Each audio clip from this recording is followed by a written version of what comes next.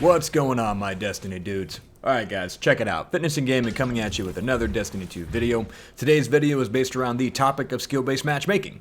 There are three main points to this video. The first one is going to be my personal experience with it. Second one's going to be what my subs have reported to me, people that I do actually help coach in the Crucible to see how they're doing with all of this. And then the third is going to be my final thoughts mixed in with a bunch of other things having to do with my thoughts in general and my experiences. Alright, so without further ado, let's get right into the topic at hand. Just giving you guys a heads up, my sponsor's running a $100,000 challenge. In order to enter, you have to text message Fit Gaming to the number that you see on screen. You'll be in the running for the Transformation Challenge that starts September 11th. So remember, text message Fit Gaming to the number you see on screen so you can be entered in for your chance to win $100,000. Alright guys, let's take a look at what my experience has been for this new implementation of what they're claiming to be loose skill-based matchmaking. Maybe I misunderstood the word loose, but loose to me implies that there's a certain amount of lax involved, and I haven't seen a lot of lax involved. But that is my own personal experience so far.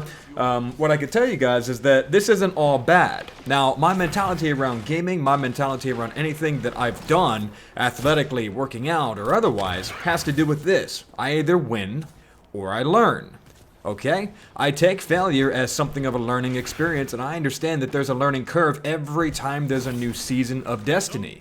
Every time a new subclass is reworked or comes out, for example, everybody panicked with Stasis. Turns out that was legitimate panic because it was absolutely overtuned. But everyone then panicked with Void. Everyone then panicked with Solar.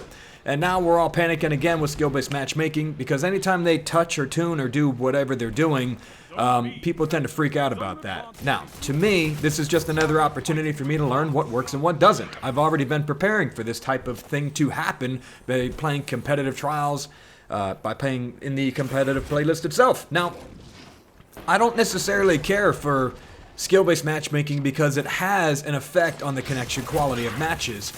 I don't believe the best thing for me personally is to be in a skill-based match-made lobby only because the quality of the connection really matters in a game that is peer-to-peer, not dedicated servers. I see that as being one of the negatives. One of the only real negatives that I can find is that a lot of connection-based things in Destiny for semi-fast twitch, not quite Call of Duty, of course, but you do have to make decisions fairly quickly, I would say. And it sucks when you are dependent on things working when you see them and how you do them, and sometimes the latency of it just gets in the way of that. So that would be a big negative for the implementation so far that I've seen for SBMM. Now, that being said, there's also something positive to be said that I need to learn how to work around skill-based matchmaking and its connection quality. I do need to learn how to play a little slower. This has brought up my next topic here. There are a lot of things that I have been doing that I've now come to notice by playing with more competitive individuals in this game more often, because I would play them every now and then, I would see them every now and then, read another top 1%er or whatever, and I would probably say that we all have some things we need to correct. Let me explain why this has been a good thing to me. So I've done a bad, here's a really good thing in my opinion anyway. This has forced me to notice a lot of my tactical errors, not just in myself, but also the people that I'm playing with, my teammates. We're all playing off of our old habits, right? Those old habits are getting people really frustrated and getting them destroyed, so they're not having a good of a time because they're having so much trouble adapting from old habits. You know, for example, playing too far away from cover. A good player and a good team will not let you get away with that. And I saw that in my first couple of days or so, my first week or so of playing with the new SBMM.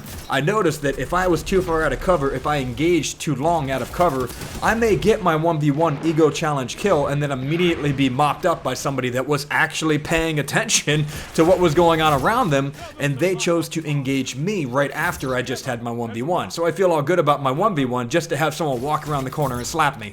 So this has brought up a lot of things that I need to correct on my own gameplay. That will be one of them. The fact that I was ego challenging my 1v1s way too often.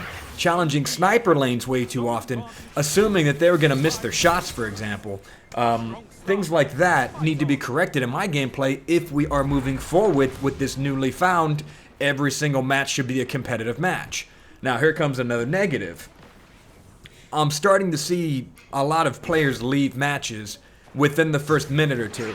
Now, I'm usually a solo player. What that means for me is that if I don't go in with a team, you know, anywhere between 3 to 6 people, I'm still getting matched up against teams of 3 to 6 people. And as a solo player, that's flippin' rough, dude. Like, there is nothing you can do. There's nothing. I'm sorry. A team full of people communicating, I usually go with myself or my battle buddy, who you guys see me playing with him all the time. That's my guy. But, man, it's really tough to play against an entire team of people.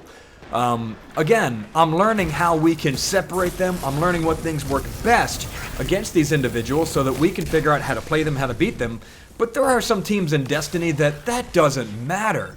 They're going to destroy you because they're a competent team of 6 people and you're 1 or 2. You know, even if you got your 1 kill, you then get collapsed on by 5 others. What are you gonna do, man? The quality of that ends up being a problem, and that to me sucks because there's no working to improve that on my end. I don't want to have to play at 5 a.m. in the morning when I play sometimes with a full team of 6 just to have a bit of fun. So, you've got 2 bad, you've got 1 good. One of the other things I've noticed is that one of the good things that I've noticed so far from my own personal experience is that I'm now having to rework how I think about the subclass that I'm using. I have to be a little more specific about how I choose my perks, what exotic weapons and what weapons I choose on the map, and it's forcing me to play within the ranges that are proper for the actual subclass and actual weaponry that I'm trying to use. I have to do that now because the enemy team will completely punish me if I do not. I'm learning how to take my corners more technically, how to slice the pie better, and how to get back into that mentality that is more competitive even when I am just going in there now for, you know, just a regular pub match. I've stopped viewing it as pub match because it's not a pub anymore. Now it is competitive. It is competitive matching. So you have to view this as 6's comp, not 3's comp, not trials. Heck, I'd say this is actually more competitive sometimes than trials for me. Some of the matches are definitely tighter. Alright, so, check this out. That was the first one right there. That was just my main experience with all this. You guys can take it or leave it, agree with it or not. That's just been my thing of it. I see the good in some of this. Other players have reported to me that they're having the time of their life right now. They're loving Crucible because they're finally playing with people that are on their level, and they're finally playing against people that they feel as if they can compete with. That's amazing. That to me speaks volumes about what Bungie is trying to do. I think Bungie's main goal is to protect the New Light experience, so they want to stick around for longer, and to prevent mercy rules in games. Now, they've said as much of that.